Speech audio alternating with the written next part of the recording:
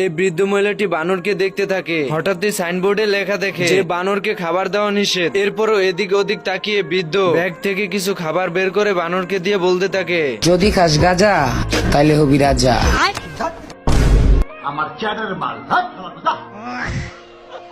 আমার মাথা নষ্ট, কি যে কষ্ট। এদিকে এই বলদে খুবই চিন্তিত, কারণ তার বন্ধু খাঁচা থেকে পালিয়ে গেছে। তাই এদিক সেদিক হাঁটাহাঁটি করে তা ঢাকা দেওয়ার চেষ্টা করছে। এরপর এই বলদকে দেখুন। আপনি কি নেশা করেন? এরপর হঠাৎই বলদে বুঝতে পারে এটা কুকুর নয়, এটা সিংহ। তাই লাঠি পিছনে গুজিয়ে রেখে বলতে থাকে, আমি বিশ্বাস করি না।